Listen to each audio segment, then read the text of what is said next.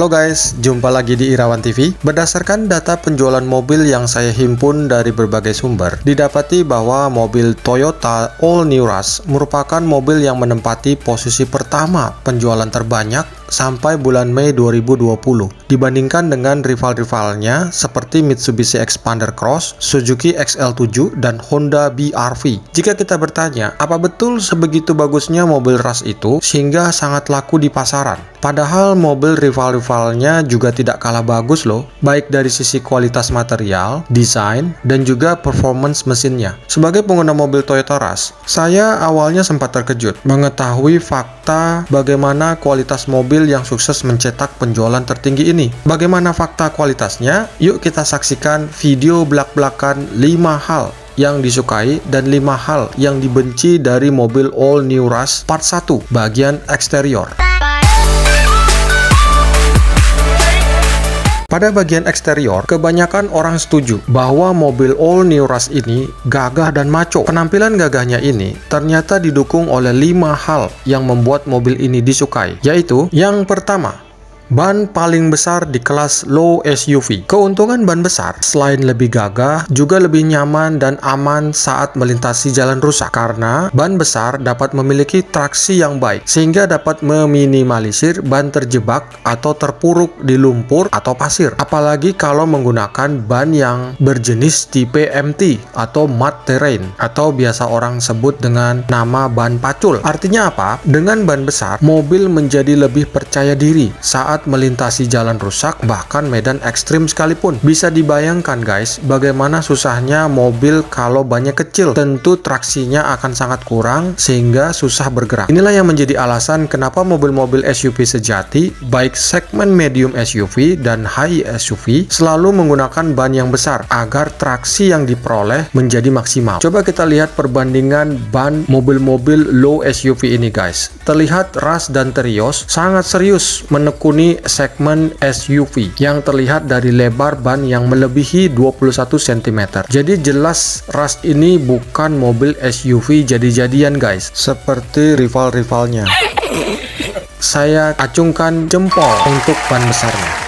Yang kedua, rem cakram ventilated. Rem cakram merupakan rem yang terkenal baik dalam sistem pengereman karena mampu menghentikan gerak perputaran roda secara efektif melalui lempeng cakram yang dijepit kanvas rem secara kuat dari sisi kiri dan kanan saat pengereman. Oleh karenanya, sistem pengereman dengan rem cakram ini wajib digunakan oleh mobil-mobil sport yang harus mampu mengerem seketika saat di kecepatan tinggi. Namun ternyata terdapat dua jenis lempeng cakram yang digunakan untuk sistem pengereman di mobil, yaitu pertama cakram berbentuk non-ventilated atau disebut solid rotors dan ventilated atau ventilated rotors. Perbedaan keduanya terlihat dari jumlah lempengan cakram yang ada, di mana untuk cakram yang ventilated terdapat dua lempeng cakram yang dipisahkan oleh lubang ventilasi udara untuk sistem pendinginan lempeng cakram agar saat direm dalam waktu cukup lama, lempeng cakram tidak terlalu panas karena kalau terlalu panas, rem bisa menjadi blong atau loss, seperti yang sering dialami oleh mobil-mobil di jalanan saat turunan. Bisa kita saksikan dalam video ini bagaimana sistem pengereman ventilated bekerja untuk mendinginkan lempeng cakram dengan menyerap udara agar lempeng cakram menjadi tetap dingin. Meskipun hanya di bagian depan, tersedianya cakram ventilated ini sebagai standar New Rush sangat mampu meningkatkan keselamatan berkendara. Good job atas pemasangan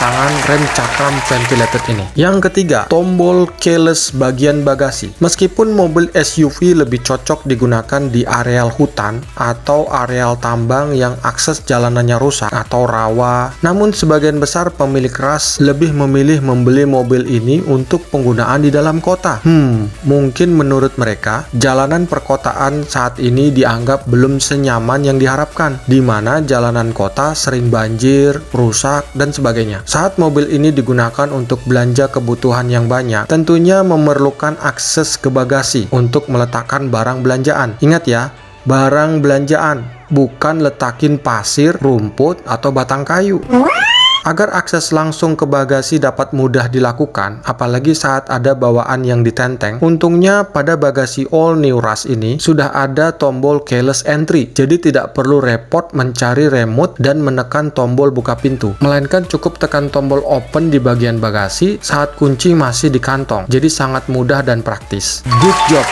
Yang keempat, antena shark fin. Antena asli bawaan New Rush sudah berbentuk shark fin antena. Antena seperti ini bukan hanya sekedar untuk estetika belaka, namun ada kelebihannya dibandingkan antena fix biasa. Salah satu kelebihan antena shark fin ini yaitu dapat menangkap sinyal dengan lebih baik karena adanya penggunaan bahan material berupa cast steel base dan polikarbonat polimer, serta adanya penambahan modul dan elemen radiasi yang sangat mendukung fitur GPS atau Global Positioning System sebagai sistem navigasi mobil. Ini contoh antenanya guys. Kalau yang asli bentuknya seperti ini, kalau yang palsu-palsu bentuknya seperti ini alias bolong dan kosong. Selain itu, untuk mobil SUV, penggunaan antena shark fin ini sangat disarankan karena konstruksinya lebih kuat jika terkena benturan saat digunakan untuk melakukan off-road agar tidak tersangkut ranting dan kayu. Dengan berbagai manfaat antena shark fin ini, tentunya membuat pemilik mobil merek sebelah ingin memiliki juga antena seperti ini, tapi hanya mampu sebatas tampilannya karena isi antenanya sebenarnya adalah bawaan aslinya. Dengan adanya antena shark fin ini sebagai standar di all new Rush, good job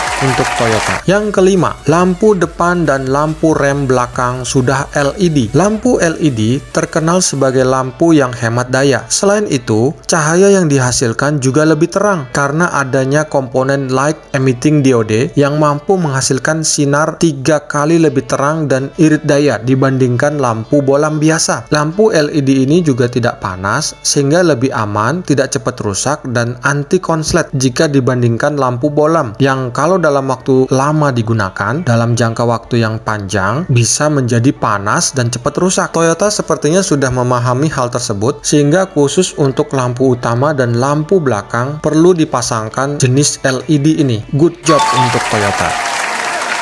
Nah guys, kita sudah bahas 5 kelebihan yang membuat saya suka dan puas dengan Toyota All New Rush ini. Lalu apa yang menjadi kekurangan bagian eksterior New Rush ini guys, yang membuat saya agak sedikit malu guys, kayak kucing gitu? Apa saja hal tersebut? Bersambung pada video berikutnya ya guys. Jangan lupa like dan subscribe untuk update video selanjutnya. Sampai jumpa.